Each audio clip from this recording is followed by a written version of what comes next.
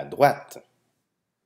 Bonjour, bonjour. Donc, dans cette nouvelle capsule vidéo, ce qu'on fait, c'est qu'on regarde la droite. Donc, on va essayer de voir comment on la trace dans un plan cartésien et aussi comment on peut trouver l'équation de cette droite à partir d'un graphique. On va regarder d'abord ce que c'est l'équation de la droite. Donc, on a deux formes, donc une forme fonctionnelle puis une forme générale.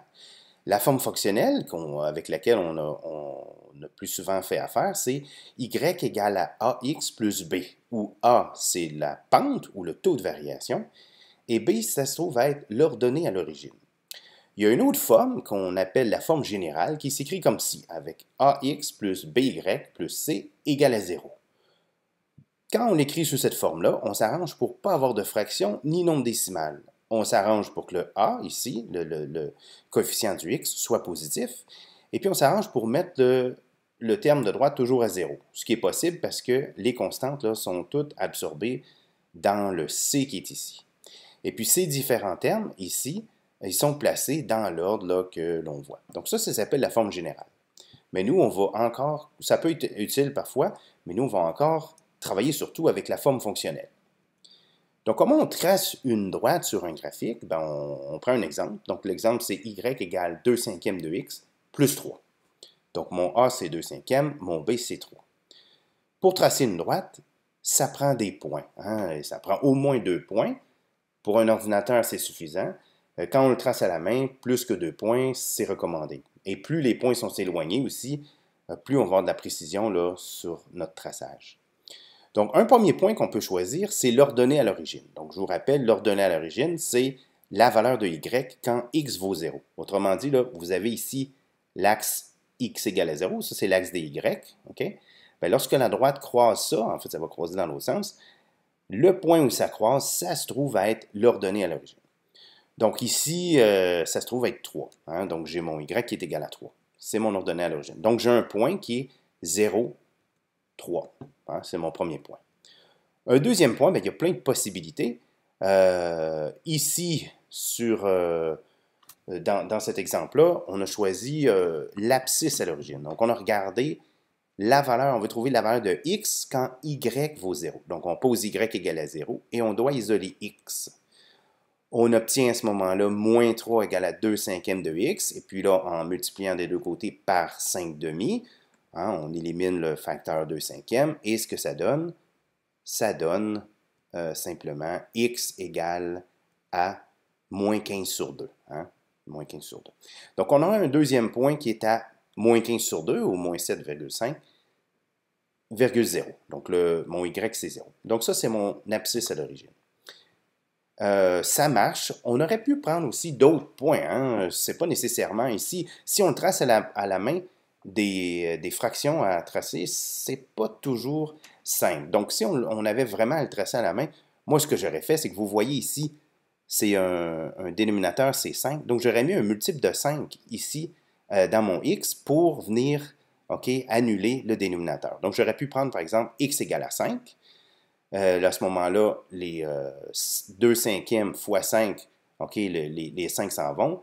Donc, je me reste avec 2, plus 3, donc ça fait 5.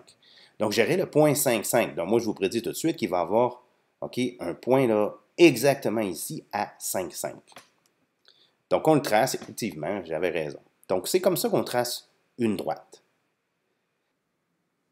Maintenant, on va essayer de faire l'opération inverse, c'est-à-dire à partir d'une droite qui est sur un graphique, essayer d'extraire l'équation de la droite. Donc, ici, j'ai ça.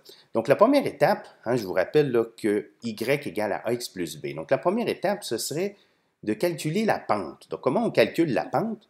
Ça nous prend 2 points. Donc, on a besoin de 2 points. Donc, j'ai un premier point ici que je vois sur mon graphique, moins 5, 1. Je m'arrange pour prendre des points là, qui collent avec mon quadrille. Ça marche, c'est parfait. J'en ai plein de points. J'en ai un autre ici, à 5, 5, comme je vous avais dit. Donc, une fois qu'on a ces deux points-là, on va tracer, on va calculer le A au moins de la formule. A est égal à delta Y sur delta X, ce qui revient à dire Y2 moins Y1 sur X2 moins X1. Donc, vous voyez ici, Ça correspond à mon delta Y, mon saut en Y, et ça, c'est mon saut en X. Donc, dans ce cas ici, qu'est-ce que c'est cette valeur-là? Bien, mon Y2, ça se trouve être 5, mon Y1, c'est 1. Donc, je vais faire 5 moins 1, ça va me faire 4, divisé par 5, moins 5, donc divisé par 10. Donc, qu'est-ce que ça donne? Ça donne 4 sur 10, qui est la même chose que 2 sur 5. Donc, mon A ici, ma pente, c'est 2 sur 5. C'était bien le coefficient qu'on avait précédemment. Donc, ça, c'est bon. Une fois qu'on a trouvé le A, qu'est-ce qu'on fait? Ben, on trouve le B en réintroduisant la valeur d'une des coordonnées. En fait, le X et le Y d'une de ces coordonnées. On peut choisir le point qu'on veut. Donc, ici, l'équation résultante, c'est Y égale à 2 sur 5, X plus B. Le point qu'on choisit, ici, on a choisi le point P1. Donc, on dit Y est égal à 1. Donc, on va dire 1 est égal à 2 cinquièmes fois moins 5 plus B. Là, vous voyez que les 5 s'en vont. Il me reste 1 égale à moins 2 plus B, ce qui est la même chose que B égale à 3.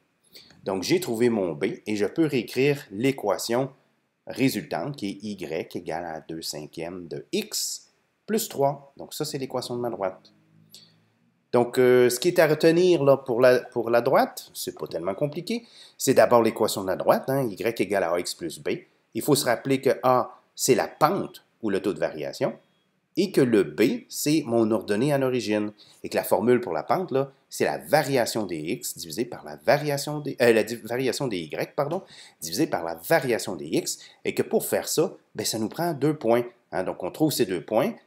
Après ça, on calcule la pente, puis on insère une des coordonnées dans l'équation résultante pour trouver le B.